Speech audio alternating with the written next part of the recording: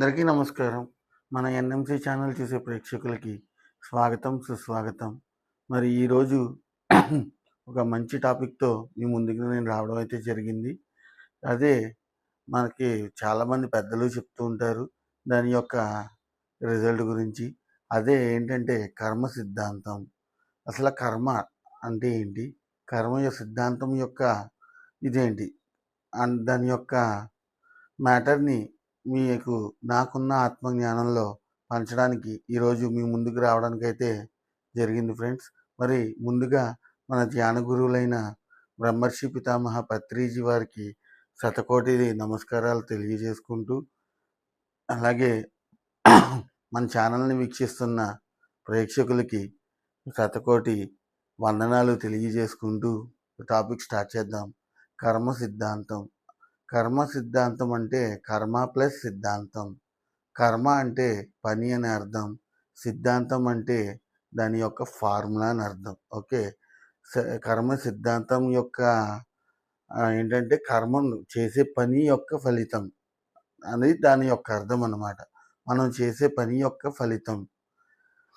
మనం చిన్నప్పుడే చాలా చోట్ల వినుంటాం.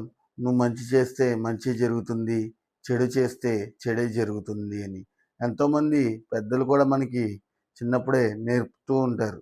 నాన్న నువ్వు మంచి చేయకపోయినా పర్వాలేదు, చెడు మాత్రం చేయవద్దు. ఎందుకంటే నువ్వు చేసే ప్రతి పని కూడా పైన చిత్రగుప్తులనే ఒక ఆయన లెక్కించబడుతుంది. నీ యొక్క పనిని లెక్కించబడతారు అని చెప్పి మనకి చిన్నప్పుడే ఎంతోమంది చెప్తూ ఉంటారు కదా, చెప్పారు కదా మనకి. మరి దాని గురించి మనం తెలుసుకుందాం. ఇప్పుడు చూడండి, చాలామందికి ఎగ్జాంపుల్గా చెప్తున్నాను ఇది. అంటే మనం ధ్యానం చేస్తున్నాం, ప్రచారం చేస్తున్నాం, అలాగే శాకాహారం పూజిస్తున్నాం అని అనుకుంటూ ఉంటాం కదా. కానీ మనం తెలియకుండా మనం వెళ్ళే దారిలో తెలియకుండా ఎన్నో సూక్ష్మ జీవాలు ఉంటాయి. వాటిని మన కాళ్ళ కింద పడి నలిపేస్తూ ఉంటాం. అవి కూడా ఒక కర్మే అది. మనకు తెలీదు. అందుకే మనం లెగ్గానే పొద్దున్నే మనం ఏం చేయాలంటే భూమాతకి నమస్కరించుకోవాలి. భూమాతకి నమస్కరించి నేను చేసే ప్రతి అడుగులో ఏదైనా తప్పు ఉంటే కనుక దయచేసి నన్ను క్షమించి నన్ను నీ మీద భారం అని అనుకోకుండా నీ నీ యొక్క ముద్దు బిడ్డ అనుకోమని ఆ భూమాతకి మనం నమస్కారం పెట్టుకోవాలన్నమాట. అప్పుడు ఆ భూమాత ఏం చేస్తుందంటే మనం ఏదైతే తెలియకుండా జరుగుతున్న తప్పడడుగులు ఉంటాయో వాటిని సరిచేసే ప్రయత్నం భూమాత చేస్తుందన్నమాట. ఓకే. మనకి ఒక ఫార్ములా కూడా ఉందండి జీవితంలో. మనం ఏ అనే అక్షరానికి బికి, బి అనే అక్షరం సి అనే అక్షరం డి, అంటే ఏ నుంచి జెడ్ వరకు అన్నీ సమానమే అని చెప్తున్నాం అన్నమాట. అంటే ఎప్పుడైతే ఏ నుంచి జెడ్ వరకు అన్నీ సమానం అని అంటున్నామో, అంటే ఈ భూమి మీద ఉన్న ప్రతి జీవి కూడా అంతే సమానం అన్నమాట.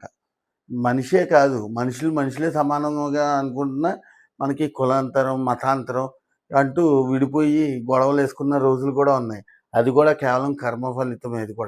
అది కూడా మనం చేసుకున్న కర్మ సిద్ధాంతమే. ఓకే. ఇప్పుడు ఇప్పుడు మనం ఏం చెప్తున్నాం, ఏ నుంచి జెడ్ వరకు అన్ని అక్షరాలు సమానమే అన్నప్పుడు ఎలా అంటున్నామో, అలానే ఈ భూమి మీదకి వచ్చిన ప్రతి జీవి కూడా సమానమే అన్నమాట. అందుకే ప్రతి జీవిని మనం ప్రేమించాలి. మనం ప్రేమనిస్తే ప్రేమ తిరిగి మనకి వస్తుంది. అదే నువ్వు ఎదుటోడి మీద కోపం చూపిస్తే నీకు కోపం అనేది వస్తుంది. నువ్వు ఏది ఇస్తే అది నీకు వస్తుంది. దీన్ని పత్రి సార్ ఎలా చెప్పారంటే, నువ్వు ఏదైతే విత్తనాన్ని నాటుతున్నావో అదే చెట్టు రూపంలో నీ దగ్గరకు వస్తుంది. నువ్వు ఏదైతే విత్తనం నాటుతావో ఆ యొక్క ఫలాల్ని నువ్వు కోయగలవు. ఫర్ ఎగ్జాంపుల్, నువ్వు జామ విత్తనం నాటితే జామకాయలని, అలాగే కీర దోసకి కనుక కీర యొక్క గింజలు నాటితే వాటి యొక్క పాదు నుంచి కీర దోసకాయలని, అలాగా. అంటే నువ్వు ఏ చెట్టు అయితే నాటుతున్నావో ఆ చెట్టు యొక్క ఫలాల్ని నువ్వు అందుకుంటావు అనేసి అర్థం. ఓకే. అలానే మన పత్రి సార్ ఇంకొకటి చెప్పారు. ఏం చెప్పారంటే, ఇప్పుడు ఏ అనే అక్షరం బి అనే అక్షరానికి మంచి చేసింది. కానీ ఏ ఏ అనే అక్షరం బి నుంచి తిరిగి మంచి కోరుకోకూడదు. అర్థమైందా?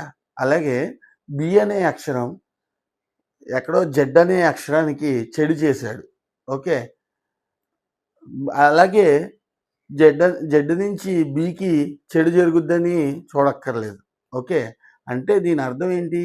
ఇప్పుడు నీకు బాగా కలిసున్న స్నేహితులు అవ్వచ్చు, ఫ్రెండ్స్ అవ్వచ్చు, లేకపోతే బంధువులు అవ్వచ్చు. వాళ్ళకి నువ్వు మంచి చేస్తే వాళ్ళ నుంచి నువ్వు తిరిగి ఫలితాన్ని కోరుకోకూడదు. నిష్కామ నిష్కామ కింద అంటే నిష్కామ కర్మ కింద నువ్వు చెయ్యాలన్నమాట. అంటే ఏ యొక్క ఫలితాన్ని ఆశించకుండా చేస్తేనే అది మంచి అవుతుంది. ఇప్పుడు నువ్వు ఏ నుంచి ఏ ఏ అనే అక్షరం సి అదే ఏ అనే మనిషి సి అనే మనిషికి మంచి చేస్తే సి నుంచి మంచి జరగకపోయినా ఎక్కడో వై గాని, డబ్ల్యూ గాని, ఎక్స్ గాని అనే మనిషి దగ్గర నుంచి అతనికి మంచి అనేది జరుగుతుంది. ఇదే అసలు కర్మ సిద్ధాంతం. అంతేగాని ఇప్పుడు బి అనే అక్షరం ఏకి చెడు చేసింది. అంటే బి అనే మనిషి ఏ అనే మనిషికి చెడు చేశాడు కదా! ఇప్పుడు ఏ అనే మనిషి బికి చెడు చేయాల్సిన అవసరం లేదు. ఓకే. అదే బి అనే మనిషికి ఎక్కడో జెడ్ అనే మనిషి చేత కూడా చెడు అనేది చేయించొచ్చు. చెడు అనేది జరగచ్చు. ఎందుకంటే ఇప్పుడు నువ్వు ఏదైతే ఇస్తున్నావో అదే నీకు తిరిగి వస్తుంది. ఇదే కర్మ సిద్ధాంతం. ఇప్పుడు నువ్వు ఎదుటోడికి మంచి చేస్తే నీకు మంచి వస్తుంది. అలాగే చెడు చేస్తే చెడు వస్తుంది. ఇది మెయిన్ కర్మ సిద్ధాంతం యొక్క పాలసీ. కానీ దీన్ని చేసే కర్మల్లో 3 రకాలన్నమాట. ఒకటి ప్రారబ్ధ కర్మం, సంచిత కర్మం, ఆగామి కర్మం. ఈ 3 రకాలు ఏంటంటే దాని గురించి వివరంగా తెలుసుకుందాం. ప్రారబ్ధ కర్మం అంటే గత జన్మలో మనం చేసింది ఉంటాయి కదా! మనకు తెలుసో తెలియకో గత జన్మలో చేసిన మంచి గాని, చెడు గాని ఆ యొక్క ఫలితాన్ని బట్టి ఈ జన్మలో తీసుకునే దాన్ని ప్రారబ్ధ కర్మం అంటారు. సంచిత కర్మం అంటే గత జన్మలో పెండింగ్ కింద వదిలేసి ఈ జన్మలో మనం తిరిగి కూడబెట్టుకునే కర్మలుంటాయి. వాటిని సంచిత కర్మం అంటారు. అలాగే ఆగామి కర్మం అంటే ప్రస్తుత జన్మలో ఇప్పుడు ఏదైతే జన్మలో మనం ఉన్నామో ఆ జన్మలో చేసే పనిని అంటే ఆ కర్మల్ని లెక్కించబెట్టి అవసరమైతే భవిష్యత్తులో కానీ లేదా వచ్చే నెక్స్ట్ జన్మల్లో కానీ వాటి యొక్క ఫలితాన్ని మనకి వస్తుందన్నమాట. దీన్నే ఆగామి కర్మం అంటారు. ఓకే. ఈ 3 రకాల కర్మలను బేస్ చేసుకుని నడిచేదే మనకి కర్మ సిద్ధాంతం అన్నమాట అండి. ఇప్పుడు ఈరోజు నువ్వు కోటీశ్వరుడు అయ్యావంటే గత జన్మలో నువ్వు ఒకవేళ పేదవాడిగా ఉండి నువ్వు దేశానికి ఏదైనా మంచి చేసుంటే నీకు ఈ జన్మలో నువ్వు ఒక రకంగా కోటీశ్వరుడు అయ్యి ఉండొచ్చు అనేది ఇదొక కర్మ సిద్ధాంతం. ఇది పత్రి సారు మనకి ఏమని ఇంకా వివరంగా చెప్పారంటే ఈ జన్మలో నువ్వు ధ్యానం అయ్యావంటే గత జన్మలో నువ్వు ధ్యానానికి దగ్గరగా వచ్చి వెళ్ళిపోయి ఉండొచ్చు. లేకపోతే గత జన్మలో నువ్వు ధ్యానాన్ని అందుకోలేదు. అందుకే ఈ జన్మలో ధ్యానాన్ని అందుకుని నువ్వు బాగా ఇది షైన్ అవుతున్నావని మనకి పత్రి సార్ చెప్పారు. అలాగే కొంతమంది మాస్టర్స్ ఇంకా ఏమని చెప్తున్నారంటే నువ్వు గత జన్మలో ధ్యాన సాధన ఎక్కువ చేసి ఉండొచ్చు. ఈ జన్మలో నీకు కేవలం సేవా మార్గం మాత్రమే రాసుంది. ధ్యానంతో పాటు సేవ కూడా అవసరం కాబట్టి ఈ సేవని కొనసాగించమని కొంతమంది మాస్టర్స్ చెప్తున్నారు. ఇందులో ఏదైనా సరే ప్రతిదీ కూడా మనకి ఉపయోగపడేలాగానే అందుకే మన పత్రి సార్ కూడా పాటలో అన్నారు.